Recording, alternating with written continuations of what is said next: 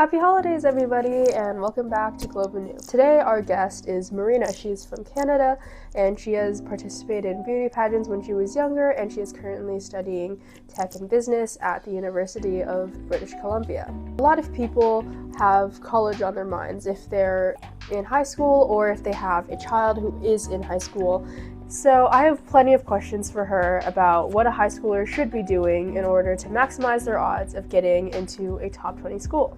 Marina, thank you so much for being here. I'm really excited to see this conversation because your background is honestly one of the most multifaceted I've seen with art, beauty, pageantry, and tech all in one life. So, to start us off, for people who don't know you yet, for an audience that isn't quite familiar with what you do, how would your parents describe what you do, and how would you describe what you actually do? Yeah, for sure. Thank you, Michelle, first for having me here as well. I'm very excited. Hi, my name is Marina. I'm currently a junior. I'm studying at the University of British Columbia in Canada, and I have a combined major in business and computer science. I went to art high school as well. And then during my high school years, I've started doing beauty pageants as well, as Michelle said. Probably go into the tech industry and something on the lines of software engineering, software development, and anything AI as well. I would say there are some misconceptions. I think the idea of, especially for the older generation, like what does computer science mean? What does my major actually do? Some of them think like I fix the computers, so they come to me for that, which is kind of funny. But yeah, I think like they're pretty supportive, and then we are pretty much aligned on what we do as well. So, why did you participate in beauty pageants when you were younger, and what was that like for you at the time? Yeah, for sure. I started doing beauty pageants when I was 15.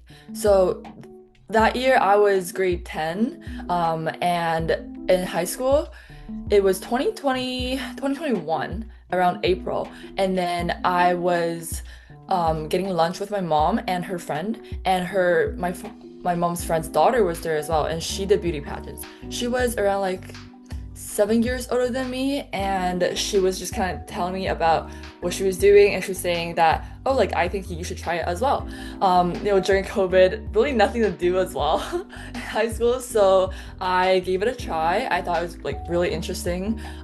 Just like not doing schoolwork, being in a completely different environment from what I was used to, like my high school everyday life, which I thought was really interesting. So first one was Miss Teenage British Columbia. So it was a provincial pageant, and she was like my pageant coach in a way. So she kind of taught me about like how do you do a catwalk, how do you dress, like how do you talk, what do you expect in a pageant interview, and how do you choose your advocacy, like something you want to do more volunteer work and kind of advocate about. So cool. Do you think that being in this environment shaped how you see like confident or performing or like feeling pressure and handling that? Yeah, after I won my first pageant, I think I got a lot of engagement in a way where I didn't expect. For me, for example, after I won Miss Teen World, which was my third pageant, I went to Ecuador to compete internationally, and it was such a interesting experience. I say that because it was also during my university application season. So I had to do a bit of negotiating with my family as well. I had to do my uni apps a little earlier to make sure I had time to actually go and compete in this pageant, and I have to prepare for it as well. But it was such a rewarding experience because I got to meet so many of the girls from different countries, from South Africa, from Curacao, from Mexico. It was like seeing all these cultures mixed in the same room was just, for me at that time, I was 17. It was like mind-blowing and really like changed my perspective on how I see the world. What kind of person would you recommend this as a hobby to? I think it's just people who are interested, who want to give it a try. And some people might do it once and say, that was fun, I'm going to move on to do something else. Where I see others, they think it's fun and they're like me and they're like, oh, I really enjoy this, I'm going to do my second one, my third one, and they keep going. And yeah, both works. I think it's just up to your preference. And it seems like your interest in beauty pageants led you to like repeatedly pursue this as an interest.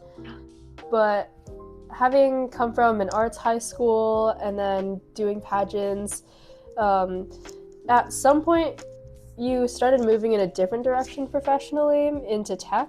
So how come you came to that decision to switch directions? Now that I think about it, grade 10 was really that turning point. I think when COVID hit, um, like first of all, beauty pageant was never something I considered as my profession. It was more like a hobby that I invested a lot of time into. Um, and I was in art high school, so I thought about going into the art industry. Something, maybe animation, maybe architecture. I never really thought about it. I think at that grade 10 moment in time, I was just thinking arts was something I was gonna go into. And during COVID, when everything was in lockdown and then there was the pandemic, I took a web course. It was like a web design course where you make a simple website with HTML, CSS, JavaScript. Very simple now that I think about it, but it was just like, oh, I can click this button, and then there's like the sound of a drum, something like that. It was still really interesting to me at the time because I've never experienced something like that. I've never thought I can write a few lines of text, right? Code, text, and have something move like that. Or like, oh, I'm create this button. So it was really interesting for me at the time, and I thought about learning more into it. And I think slowly I just started thinking, oh, like this might be something I want to do more than arts because I still really enjoyed arts, but to me, I wanted to keep it as a passion rather than a profession. I think that is gonna help me help art making happy for me. So instead of having it be my full-time career. Yeah, because Yeah. isn't there that saying where you need to have a hobby that makes you money and the one that brings you a lot of joy? Yeah. Yeah, that saying as well. Also, all of my friends were so talented in art. I was like, yeah, you guys go. You guys got it. So a lot of people listening would be students or professionals that just got started trying to figure out how to turn their interests, like yours coding, for example, and turn that into a project that they could pursue. So could you retrace the steps that got you from where you started to where you are now? I think I started coding. So my career is going to tech, right? So I'm gonna talk about tech. Um, it started when I was just saying the first web course I took. That was like where it kind of all started in grade 10. And then because I went to our high school, there weren't a lot of computer science class. So I did take computer science 11, computer science 12. On top of that, AP Comp Sci, just to make me a little more competitive going into this industry, or like this major at that time.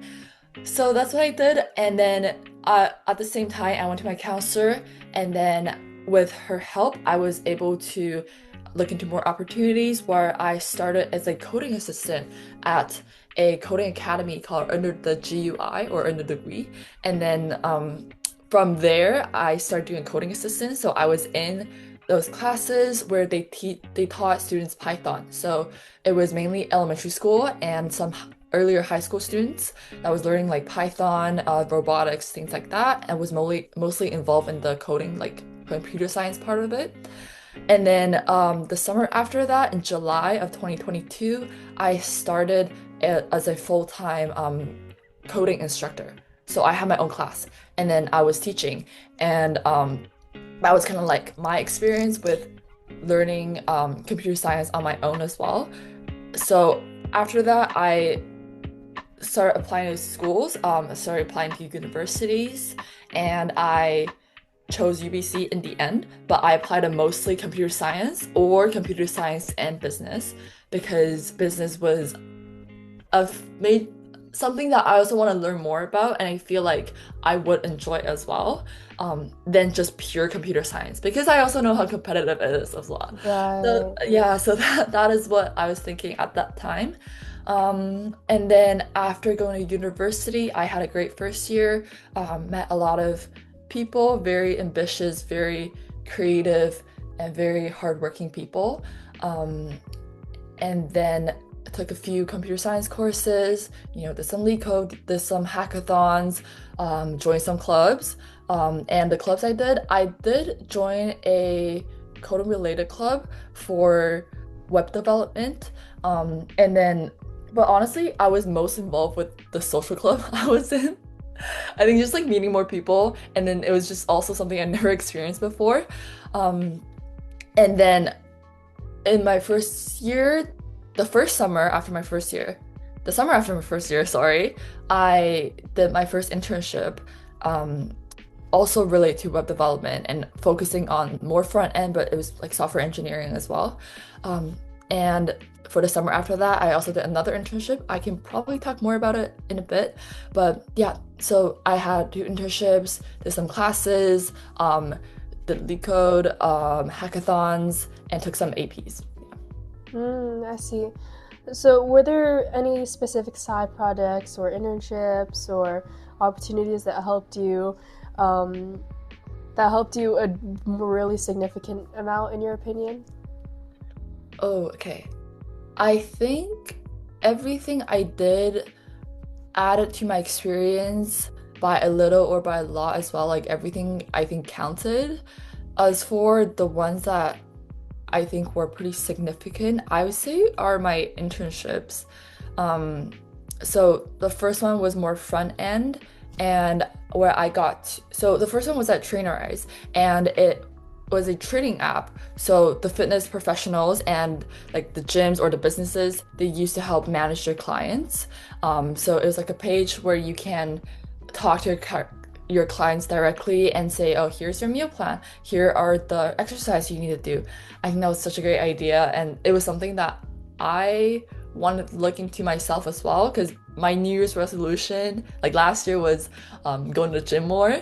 So I think it was like a pretty good fit. So from that, I learned more about React, about some coding things, but I think more so about how I like a actual software engineer would act or how they would be like in a team environment in like the actual um like work field.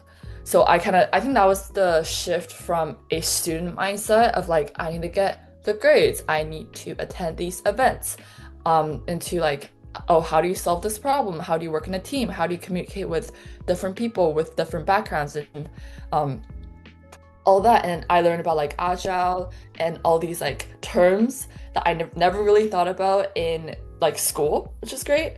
And then so I think that was the first point or the first pivot moment from a student to a professional in the tech industry. Were there any moments that made you like I think you were still competing in pageants during this entire time, right? So, were there Yes. any times where your experience in the arts actually helped you learn tech? Okay.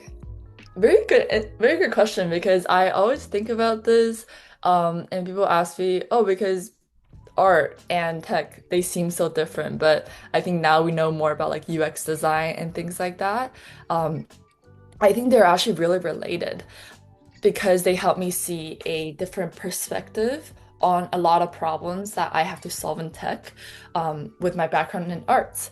I think, for example, I did a lot of UX design in my first year as like kind of a transition between my background in arts into more tech.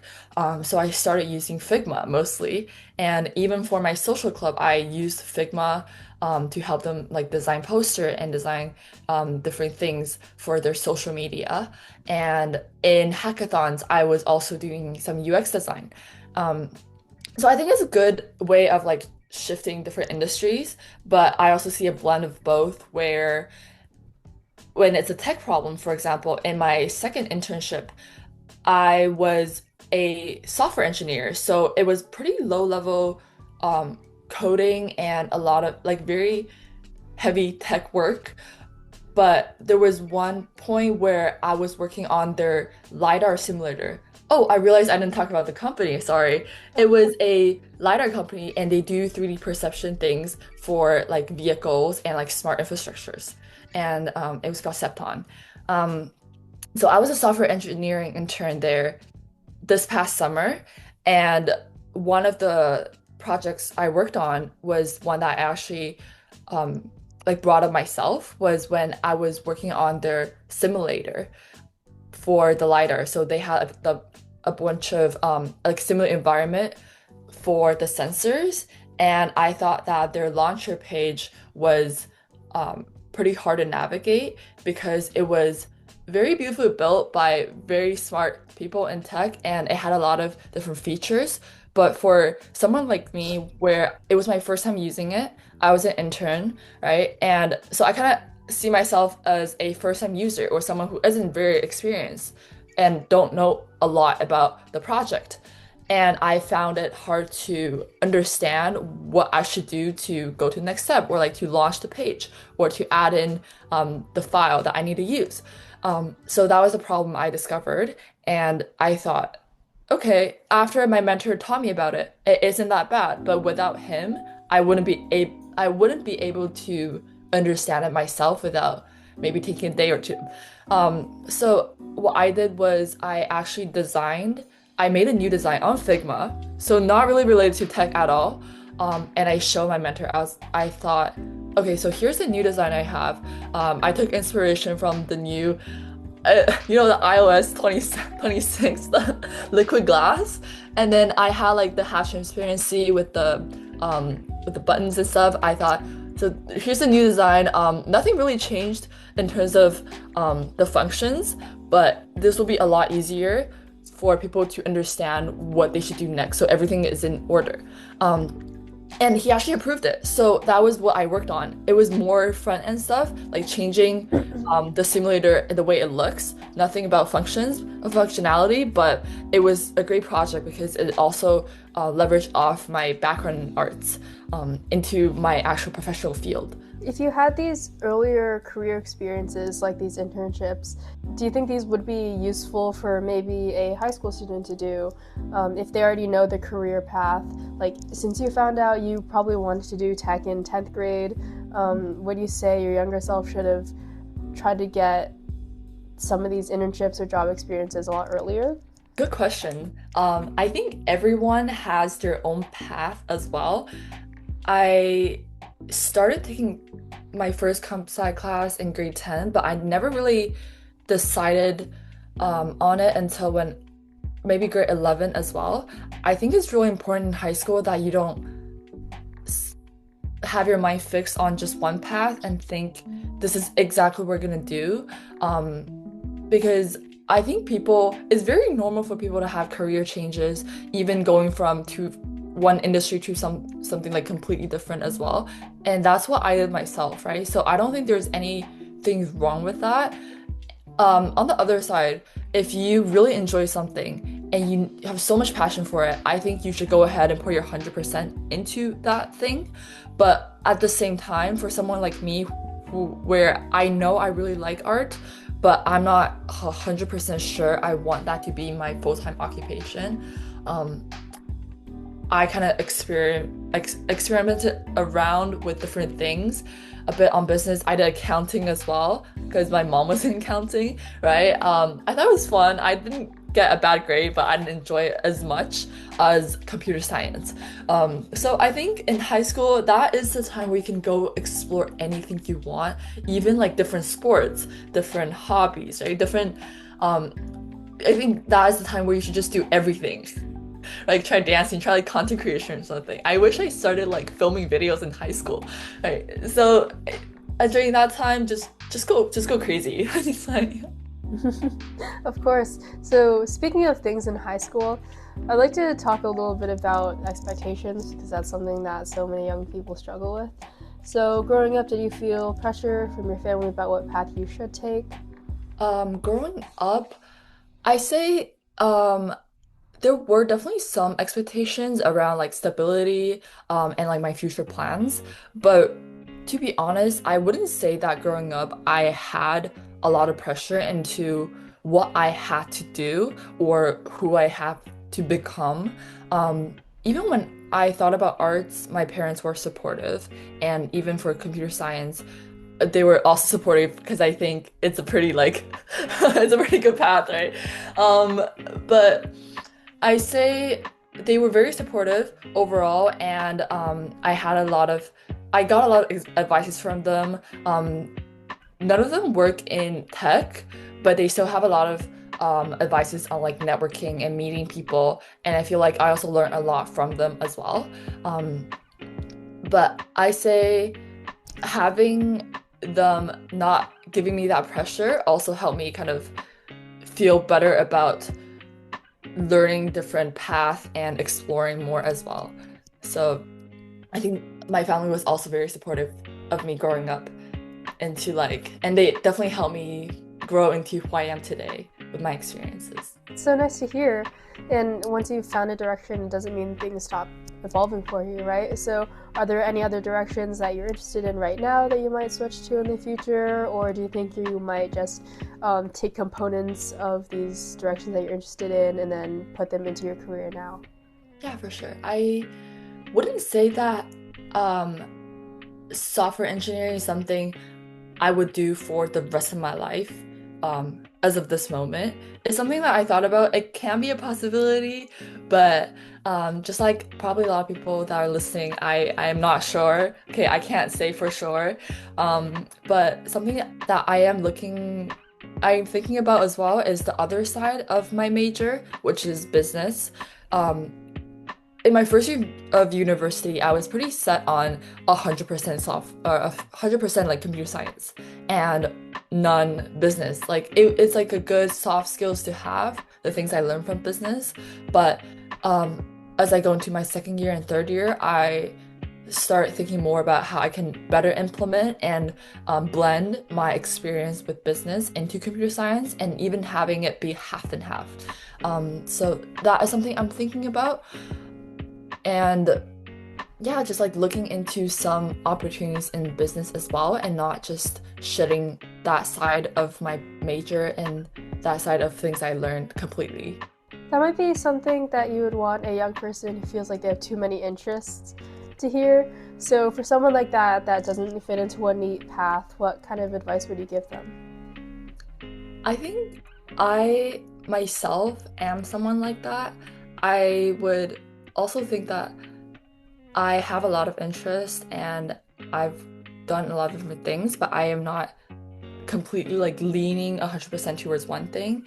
I think in that case, and an advice I have will be to just explore and to give it a try.